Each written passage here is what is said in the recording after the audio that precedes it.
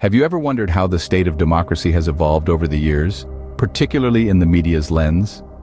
Let's take a step back and consider the media's time-honored role in a democratic society. Historically, the press has been our watchdog, providing us with unbiased facts and news. This role becomes even more crucial in a democracy, where informed citizens are the backbone of the system. But let's rewind to the Reagan era, a time that marked a significant shift in media reporting. It was during this period that we began to see the emergence of a state-controlled news narrative. This shift was subtle, yet purposeful, and it fundamentally altered the dynamic between the media and the public. Instead of delivering facts with minimal bias, the media began to present party-led biased propaganda, fear-mongering narratives that blurred the line between opinion and news. As we delve deeper into the timeline, we'll see how this shift in media reporting has influenced public perception and politics. Let's go back to the Reagan era, the turning point in media reporting.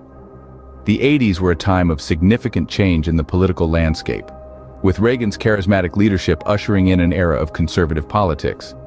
But unseen by the public, a shift was occurring within the media, a shift that would fundamentally alter the way news was reported. The emergence of opinion-based reporting began to gain traction. No longer were the media solely relaying the facts. They became the arbiters of what was right or wrong, shaping public opinion to suit their narrative. News outlets, once the bastions of impartiality, increasingly began to adopt a partisan stance, subtly weaving their political agenda into their coverage. Fast forward to the 90s and the dawn of the digital age. The advent of the internet brought with it a plethora of news sources, each with its own narrative, further muddying the waters of impartial reporting. The line between fact and opinion became increasingly blurred as news outlets competed for viewership, employing fear-mongering tactics to keep their audience hooked. The turn of the millennium saw the birth of fact news, a term coined to describe the growing trend of reporting that masked political bias under the guise of presenting facts.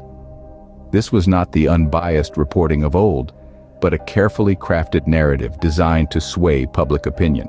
As we moved into the 21st century, this trend continued to grow. The media's role as the fourth estate, a check on political power, was being eroded. Instead, they became a tool for political propaganda, using fear and division as a means to control public opinion. Today, the landscape of media reporting is vastly different from what it was in the Reagan era. The transformation from fact-based reporting to opinion-based reporting has led to a deep division within society. The media's role in shaping public opinion has resulted in an environment of fear and suspicion. The transformation of media reporting from fact-based to opinion-based has had a profound impact on public perception, causing division and fear. Now that we've traced the evolution of media reporting, it's crucial to understand our role in this narrative. We're not just passive recipients of information. We're active participants in this complex dance of democracy. The media has become a battleground where truth is often buried under layers of bias and propaganda, and it's up to us to dig it out. It's easy to accept information at face value, especially when it aligns with our beliefs, but we need to resist this temptation. We must question the source, the motive, the agenda. We must distinguish between fact and opinion, between news and propaganda. We must refuse to be the pawns in someone else's game. Why? Because the strength of our democracy depends on it. Our ability to make informed decisions, our ability to hold those in power accountable, our ability to resist manipulation and control.